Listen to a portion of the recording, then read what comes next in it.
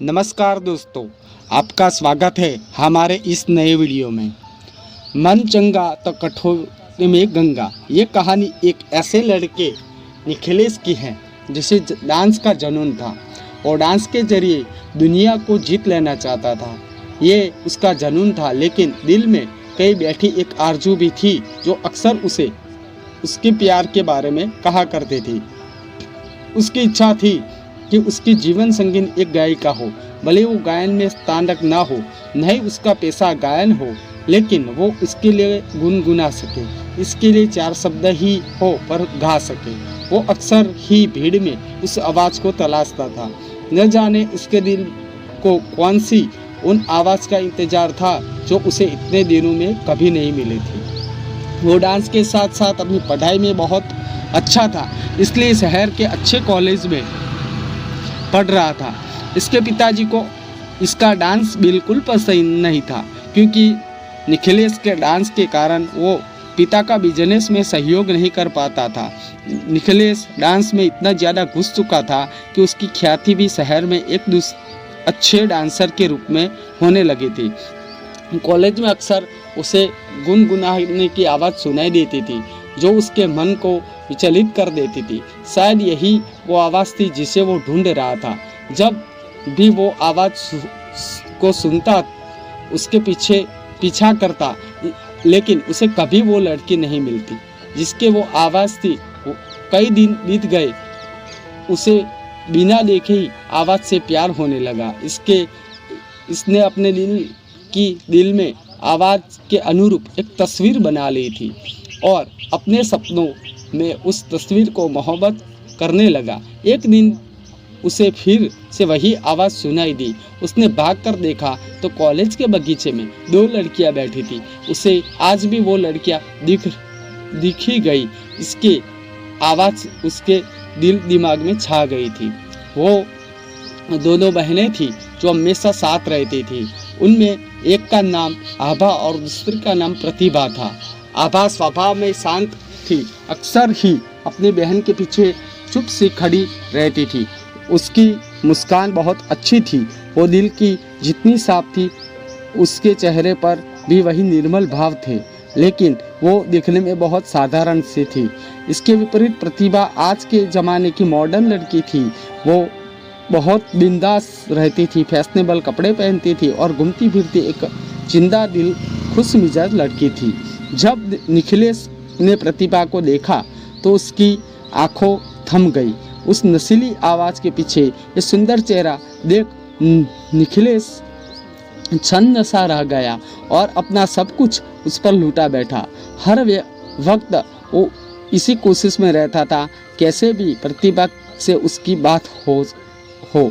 इसके लिए उसने उसे फेसबुक पर फ्रेंड रिक्वेस्ट भी भेजी। वो घंटों फेसबुक पर प्रतिभा से बातें करता और एक दोस्त की तरह उसे अपने सुख दुख शेयर करता था, और दूसरी तरफ भी उसे बहुत ही अच्छा रिस्पांस मिल रहा था। निखिलेश की ज़िंदगी का खालीपन भर गया था। उसे एक साथी की आदत सी होने लगी थी। जब तक वो दिन भर की बातें फेसबुक पर उससे शेयर नहीं करता, उसका दिन पूरा नहीं होता था। कई बार उसके असाइनमेंट पूरे नहीं होते थे।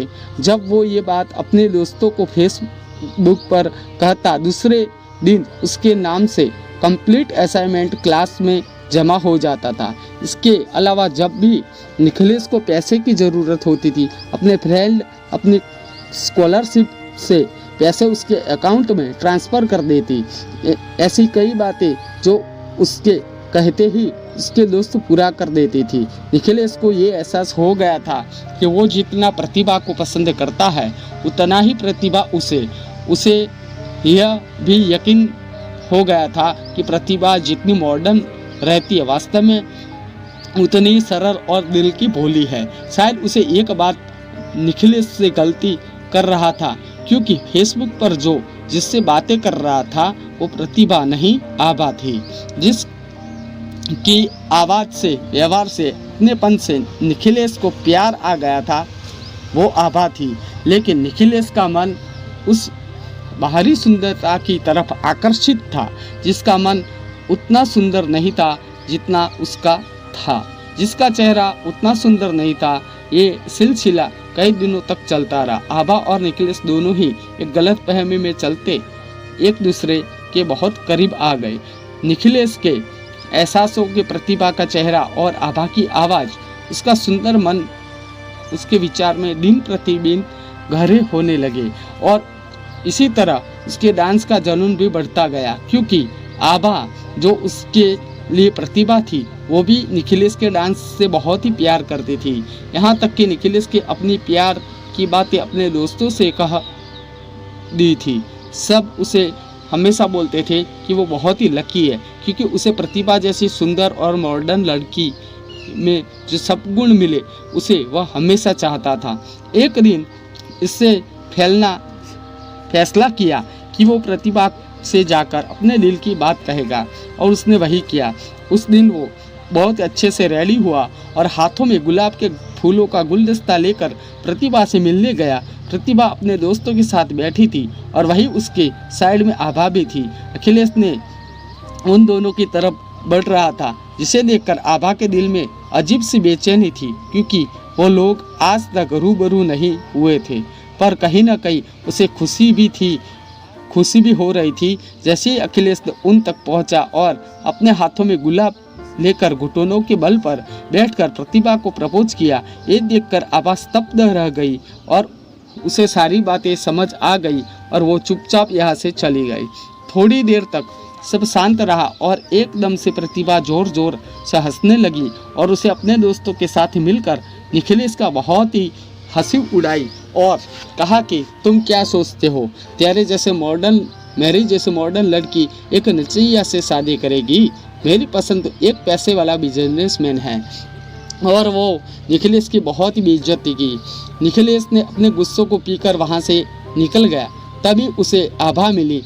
उसने निखिलेश से माफ़ी मांगी, उसे बताया कि फेसबुक पर वो जिससे बात कर रहा था वो खुद आभा थी। यह सुनकर निखिलेश और गुस्सा हो जाता है और अपना पूरा फ्रस्ट्रेशन आभा पर निकाल देता है। इसके बाद निखिलेश सब छोड़कर यहाँ से चला गया। वो अपनी बेइज्जती भूल नहीं पाया और उसने अपना डांस भी छोड़ दिया। इससे पिता की इच्छा अनुसार बिजनेस करने लगा। वो दिन रात बस काम करता, उसे बिजनेस में बहुत सफलता मिली, लेकिन हर रोज़ उसकी आंखों में वो एक दिन घूमता रहता। जब उसकी बेइज्जती हुई थी उसको सभी ऐसो आराम मिला, लेकिन चैन नहीं। इसके चेहरे पर हंसी तब आती थी जब उसे फेसबुक पर कही गई आभा की कोई बात याद आती थी। दूसरी तरफ आभा की उसे बहुत याद करती थी। एक दिन आभा को एक बहुत ही बड़े डांस कॉम्पिटिशन के बारे में पता चला। वो चाहती थी कि इसमें अखिलेश हिस्सा ले, लेकिन वो कैसे अखिलेश को इससे लिए मनाती। उसे अखिलेश के बारे में बस इतना ही पता था कि वह अब टाउन में नहीं है और एक सफल बिजनेसमैन बन गया है। आभा ये जानती थी कि निखिलेश कितना भी अमीर हो जाए वो डांस से बिना खुश नहीं होगा और वो उसे यह खुशी देकर अपने मन का बोझ कम करना चाहती थी। इसके लिए उसने निखिलेश का पता इंटरनेट से निकालकर उसे एक शुभचिंतक जो कि निखिलेश के डांस का फैन है के तौर पर एक लेटर भेजा, जिसमें डांस कॉम्पिटिशन का जिक्र था। असल में निखिलेश के डांस को सभी इसी तरह से पसंद करते थे, इसलिए निखिलेश को इस शुभचिंतक की कोई आश्चर्य नहीं था। निखिलेश ने डांस छोड़ चुका था, उसने बस लेटर पढ़ा और रख दिया। लेकिन आभा को पता था कि निखिलेश को कैसे मनाना है। उसने कई लेटर और कई तस्वीरें भेजी जिसमें निखिलेश के डांस के प्रति प्यार का प्रमाण था, जिसे देखकर निखिलेश का दिल पिघलने लगा। और आभा ने जब तक ये सब किया तब तक निखिलेश ना मान जाए और निखिलेश को मानना पड़ा। निखिलेश में फॉर्म भरा और जमकर तैयारी भी की। इसे चेहरे पर शांति और खुशी के भाव थे, जिसे परिवार और ऑफिस एम्प्लॉयज समझ रहे थे। वो दिन आ गया था जब कंपटीशन था। निखिलेश के बिल्कुल तोड़ू परफॉर्मेंस दी और वो जीत गया। जब उसे पुरस्कार मिला तब उस सबसे आगे आभा खड़ी ताली बजा रही थी। उसे देखकर निखिलेश के चेहरे पर वही गुस्से के भाव आए और वो वहाँ से निकल गया।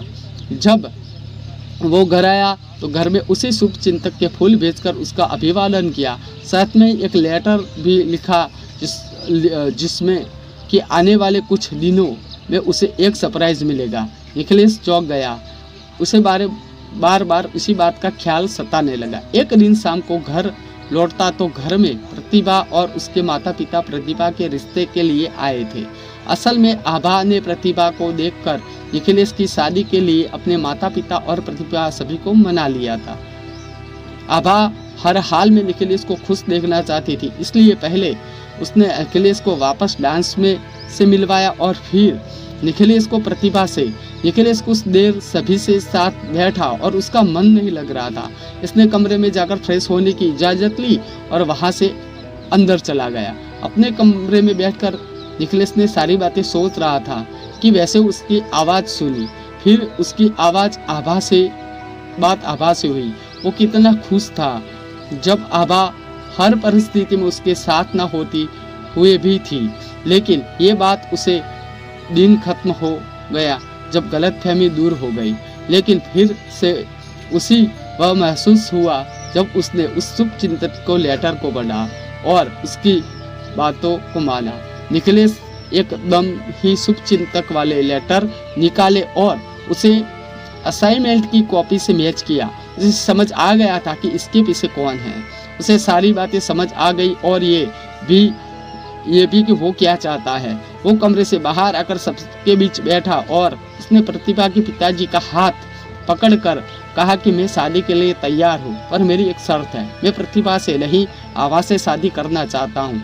वो सभी को कहता है कि मैं भी और की तरह सुंदरता के प्यार ढूंढ रहा था। ये भूल कर कि मुझे जिस आवाज़ से प्यार था उसका चेहरा ये तय नहीं करता कि आवाज़ कितनी सुंदर है मेरे दिल को जिसने छुआ था। असल में वो आभा ही थी। उसने पूरी बातें सुन सभी की आंखें भर आई और निखिलेश और आभा एक हो गए। आभा का मन बहुत साफ था, इसीलिए उसका प्यार मिलता है और तभी तो हम कहते हैं कि मन चंगा तो कठौती में गंगा। ये कहानी आप लोगों को कैसी लगी हमें कमेंट करके ज़रूर बताइएगा और अपने दोस्तों के साथ, परिवार वालों के साथ ये कहानी को ज़्यादा से ज़्यादा शेयर कीजिएगा और चैनल को सब्सक्राइब कीजिएगा। धन्यवाद।